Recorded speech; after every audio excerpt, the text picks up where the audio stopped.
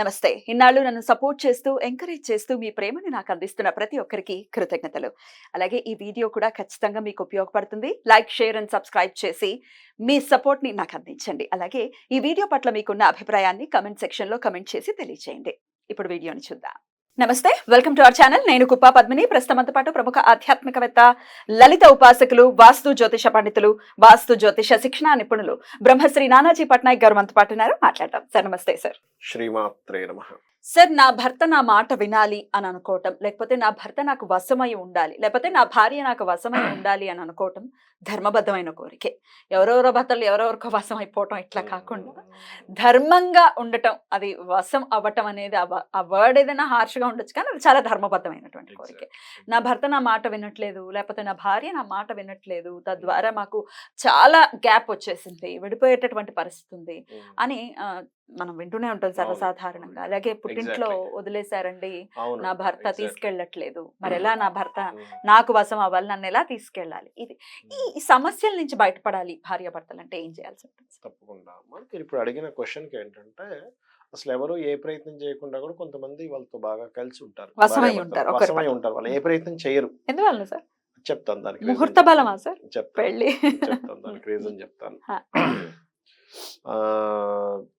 రెండవది ఏమిటి అంటే, కొన్ని పరిహార మార్గాలు చేసుకోవడం ద్వారా కూడా కలిసి ఉంటారు వాళ్ళు, అందులో ఎటువంటి సందేహం లేదు. అసలు రీజన్ ఏమిటి, ఎందుకు వశం అవ్వరు అంటే చెప్తాను చూడండి. దీనికి జ్యోతిష్ శాస్త్రంలో మ్యారేజ్ మ్యాచింగ్ చేసేటప్పుడు కుజుడు శుక్రుడు ఎక్కడ ఉన్నాడో చూసుకోవాలి. ఆకర్షణ కారకులు అంటారు వీళ్ళిద్దరు. అట్రాక్షన్ ఒకటి, మనస్కారకులు రెండు, ఆకర్షణ కారకులు. ఇది మోస్ట్ ఇంపార్టెంట్. ఇవి రెండు ఒకటి ఉండగా వాళ్ళ పర్సనల్ చార్ట్లో వీళ్ళకి 12వ స్థానం పాడైనా కూడా వాళ్ళ మధ్యన సరిగ్గా ఉండదు. 12వ స్థానం అంటే పూర్వజన్మల్లో చేసినటువంటి వివాహ సంబంధించిన కర్మ, వివాహ సంబంధించినటువంటి నువ్వు ఏ కర్మ చేసావో ఈ జన్మలో అది అనుభవిస్తావు. సో 12th హౌస్ లో శుక్ర ఆర్ కుజ ఉంటాయి సార్. నో ప్రాబ్లం, మంచిదే. అట్లా ఇంకా అయితే ఇక్కడ జాతకం బాగుంది, వీళ్ళు ఏ ప్రయత్నాలు చేయక్కర్లేదు, ఆటోమేటిక్ గా వాళ్ళు కలిసి ఉంటారు. వాళ్ళకి పూజ పునస్కారం ఏమక్కర్లేదు, ఎందుకంటే పూర్వజన్మలో పుణ్యం బ్యాలెన్స్ కాపాడుతూ ఉంటుంది. ఏం అక్కర్లేదు వాళ్ళకి. మామూలు ఇచ్చే పూజ ఏదో చేసుకుంటారు, వాళ్ళ పనులు వాళ్ళు చేసుకుంటారు. వేరే వాళ్ళకి అర్థం కాదు, వీళ్ళకి అర్థం కాదు, వేరే వాళ్ళు ఎందుకు ఇలా ఉంటున్నారు అనుకుంటారు. మేము బాగానే ఉన్నాగా, మాకేం బాగానే ఉందిగా అనిపిస్తుంది. ఎందుకు, వాళ్ళకి పుణ్యం ఉండి వాళ్ళు కాపాడుతుందని తెలియదు. కానీ ఎవరికైతే సప్తమ స్థానం పాడైనా 12వ స్థానం పాడైనా శుక్రకుజులు, అందుకే చార్ట్ లో మ్యారేజ్ మ్యాచింగ్ చేసేటప్పుడు వీళ్ళ జన్మజాతకంలో శుక్రుడు ఎక్కడ ఉన్నాడు అంటే లవ్, ఎమోషన్స్, లవ్ కారకుడు. ఎమోషన్ అంటే చంద్రుడు, మళ్ళీ హార్మోనియస్ సంబంధించిన కారకుడు శుక్రుడు ఎక్కడ ఉన్నాడు, కుజుడు ఎక్కడ ఉన్నాడో చూసుకోవాలి. వీళ్ళు గనక కనెక్ట్ అయితే, అంటే చిన్న ఎగ్జాంపుల్ చెప్పాలంటే, ఇప్పుడు వీళ్ళ జన్మజాతకంలో శుక్రుడు మేషంలో ఉన్నాడు అబ్బాయి జాతకంలో, అమ్మాయి జాతకంలో శుక్రుడు తులలో ఉన్నాడు, తులలో కనెక్టివిటీ ఉంది, ఆపోజిట్ లేదా 5-9 యాక్సెస్ ఉంది. అప్పుడు వీళ్ళ మధ్యన ఆకర్షణ ఉంటుంది. చూడండి, కొంతమంది భార్యాభర్త కొట్టేసుకుంటూ ఉంటారు రోజు, కానీ ఇదే అమ్మాయి ఇంకోళ్ళతో బానే ఉంటుంది. అదేమిటి మరి, ఇతనితో ఎందుకు ఇలా గొడవ అయిపోతుంది, వేరే వాళ్ళతో ఎందుకు ఉంటుందని వాళ్ళ శుక్రకుజులు కలుస్తారు, అక్కడ కనెక్టివిటీ ఉంటుంది.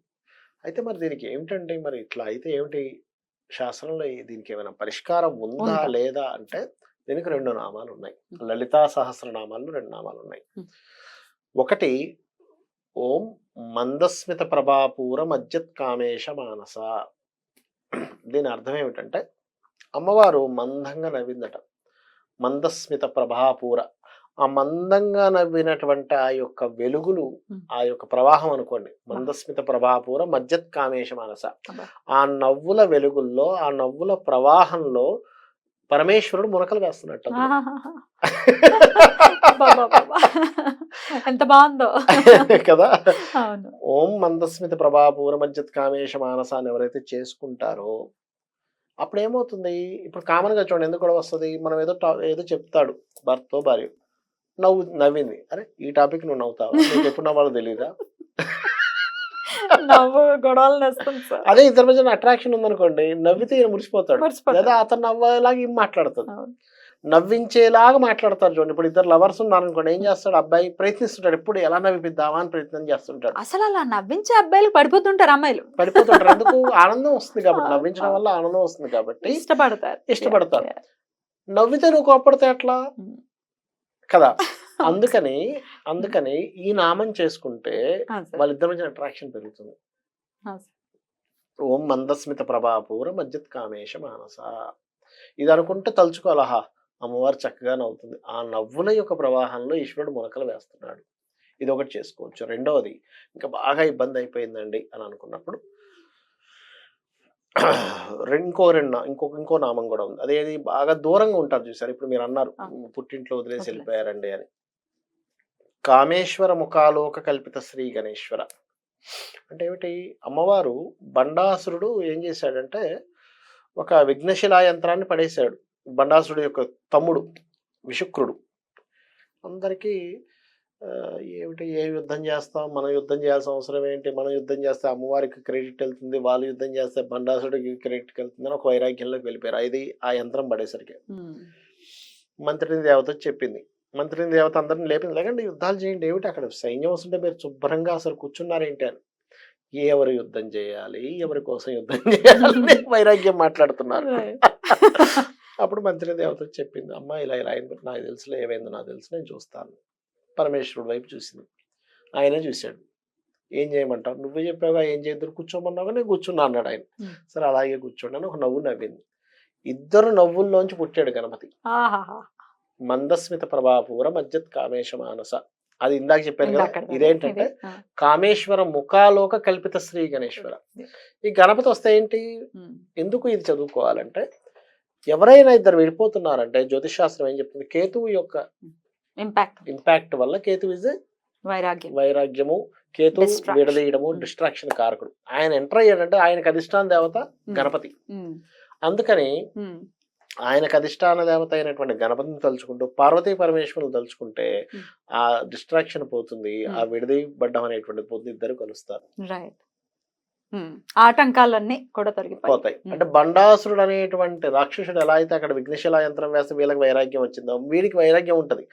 ఏంది కలిసేది, వస్తు మళ్ళీ గొడవలు ఇవన్నీ పోతాయి. ఇదొకటి. ఇంకొక మంత్రం చెప్తా, 3 చెప్పాలనుకున్నాం కాబట్టి. శివ కామేశ్వరాంకస్త శివా స్వాధీన వల్లభాయ నమ. స్వాధీనం చేసుకోవడం. అమ్మవారు అయ్యవారిని స్వాధీనపరుచుకుందట. అంకస్తము అంటే ఎడమ తొడ మీద కూర్చొని అతను ఒళ్ళో కూర్చొని అతన్ని స్వాధీనం చేసుకుంది. ఎవరైనా భూమి మీద ఎవరికెవరు స్వాధీనం అవ్వాలంటే భార్యకు భర్త, భర్తకు భార్య స్వాధీనం అవ్వాలి. ఎందుకంటే ఈ భూమి మీద అందరూ విడిపోతారు. తండ్రి కొడుకులు, తల్లి కొడుకులు విడిపోతారు. అబ్బాయి ఏదో యుఎస్ లో నాకు జాబ్ వచ్చిందని వెళ్ళిపోతాడు, ఎప్పుడో ఒకసారి వచ్చి వెళ్తాడేమో, పిల్లలు ఉండరు. తల్లిదండ్రులు కూడా ఒక ఏజ్ వరకు ఉంటారు, దాని తర్వాత వాళ్ళ ఏజ్ అయిపోతుంది. అన్నదమ్ములు ఉండొచ్చు, ఉండకపోవచ్చు, వాళ్ళు రకరకాల, అంటే శత్రువులే ఉండకపోవడం కాదు, రకరకాల ఉద్యోగంలో రకరకాల ఇల్లు మారిపోతూ ఉంటాం. కానీ కలిసి ఉండేది ఎవరు అంటే భార్యాభర్తలే. జీవితాంతం ఒకరి ప్రాణం పోయే ఎవరు కలిసి ఉండేది వీళ్ళే. అందుకని వాళ్ళు ఒకరికొకరు స్వాధీనపరచుకోవడంలో అర్థం ఉంది. అండ్ అడ్జస్ట్మెంట్ టెంపర్మెంట్ కూడా ఉండాలి. ప్రతి చిన్న విషయానికి విడిపోవటమే మనం సొల్యూషన్ అని అనుకుంటే ఎవరు కలిసి ఉంటారు. అంటే ఏం లేదు, ఇక్కడ ఏమైపోయిందంటే ఇప్పుడు తల్లి కొడుకులు కొట్టుకుంటున్నారు, వాటికేం విడాకులు లేవు. తండ్రి కొడుకులు గొడవ పెట్టుకున్నా విడాకులు లేవు. దౌర్భాగ్యం, మధ్యన విడాకులు లేవు. ఈ విడాకులు అనే సబ్జెక్ట్ రావడం వల్లే వీళ్ళకి థాట్ వస్తుంది. అది లేదనుకోండి, సరే కొట్టుకున్నాం, సాయంత్రం మళ్ళీ కలిసిపోయేవారు. అసలు విడాకులే లేవు మనకి, లేవు అసలు. ఎక్కడున్నాయి విడాకులు? లేవు అసలు, లేవు. తీసుకుంటూ పోతే ఎవరు పర్ఫెక్ట్ కాదు కదా. సో చాలా మంది శివాస్వాధీనం వల్ల 3 చక్కగా వివరించారు సార్. ఖచ్చితంగా ఇది భార్యాభర్తలు ఈ సమస్యలతో ఇబ్బంది పడుతున్న వాళ్ళందరికీ ఉపయుక్తం అయ్యి అందరూ కలకాలం కలిసి ఉండాలని మనస్ఫూర్తిగా కోరుకుంటూ thank you so much sir. నమస్తే. శ్రీమాత్రే నమః.